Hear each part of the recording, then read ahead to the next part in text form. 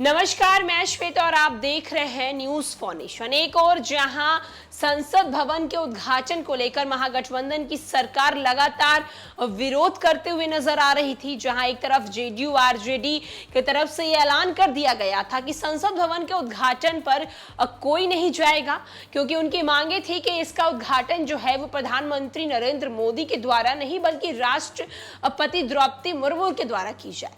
जहां एक तरफ महागठबंधन की सरकार की तरफ से ये प्रदर्शन जारी था, ये विरोध जारी था, वहीं दूसरी तरफ हरिवंश नारायण सिंह जो है वो संसद भवन के उद्घाटन में शामिल हो जाते हैं, जिसके बाद आरजेडी की तरफ से और जेडीयू की तरफ से लगातार बयानबाजी आती है। वहीं दूसरी तरफ जेडीयू के एमएलसी नीरज कुमार जो हैं वो काफी ज्यादा विरोध प्रकट करते हुए नजर आते हैं।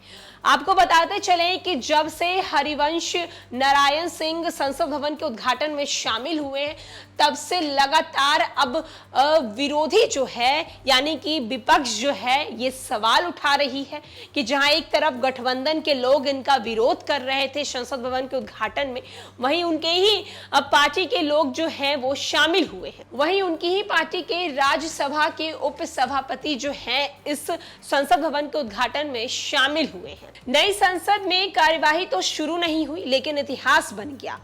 वहीं जहां एक तरफ संसद भवन का उद्घाटन में किसी कार्यवाही वाले गर्मा गर्मी दिन लगातार दिखने को मिली, खूब राजनीति हुई, नया इतिहास बना और उसे दोहराया भी गया। राज्यसभा के उपसभापति हरिवंश नारायण सिंह ने इतिहास दोहराया।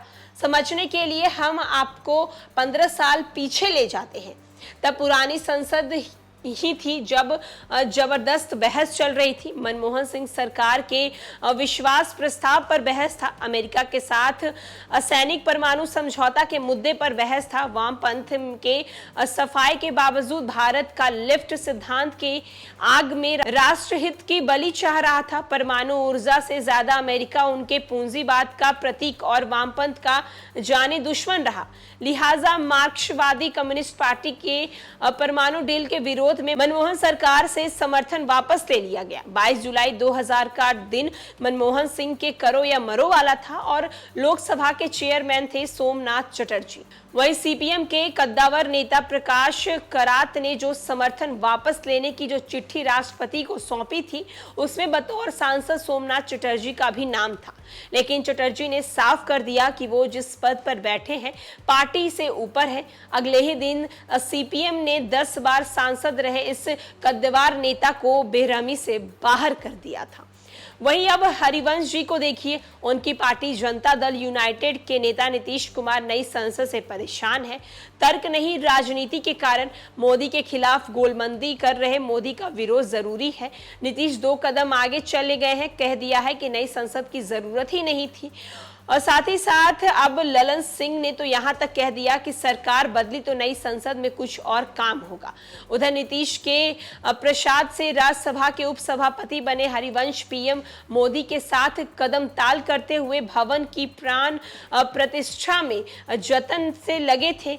उन्हीं के जरिए राष्ट्रपति का संदेश पढ़ाकर बीजेपी ने नीतीश कुमार को आईना भी दिखाया। बोल रहे थे हरिवंश की, लेकिन जेडीयू पर तीर चुभ रहा था। नीतीश के सीने में राष्ट्रपति के बदले प्रधानमंत्री संसद का उद्घाटन क्यों कर रहे हैं, ये सवाल नीतीश का था, जवाब हरिवंश दे रहे थे।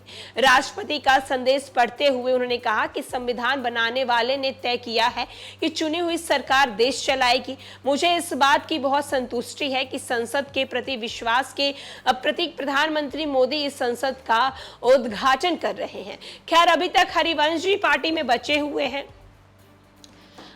जहां एक तरफ 15 साल पहले सोमनाथ चटर्जी ने अपने सरकार के खिलाफ यानी कि अपनी पार्टी के खिलाफ जाकर मनमोहन सिंह का साथ दिया था, संसद भवन में पहुंचे थे, जिसके बाद अगले ही दिन उन्हें पार्टी से बाहर निकाल दिया गया। वहीं दूसरी तरफ संसद भवन के उद्घाटन में हरिवंश नारायण भी पहुंचे। वो पहुंचकर राष्ट्रपति द्रौपदी मुर्मू ने जो संदेश दिया था उस संदेश को उन्होंने पढ़ा और उस संदेश को पढ़ने के बाद अब ये कहा जा रहा है कि संदेश उन्होंने वहां संसद भवन में पढ़ा और इसका सीधा तीर जो है वो मुख्यमंत्री नीतीश कुमार के सीने पर चुभा है। जहां एक तरफ मुख्यमंत्री नीतीश कुमार की पार्टी लगातार इसका विरोध कर रही थी, वहीं दूसरी तरफ हरिवंश नारायण जो है संसद भवन के उद्घाटन में पहुंचे वहां जाकर वो संदेश भी पढ़े। फिलहाल के लिए इस खबर में इतना ही। अनेक अपडेट्स के लिए देखते रहे न्यूज़ फाउंडेशन।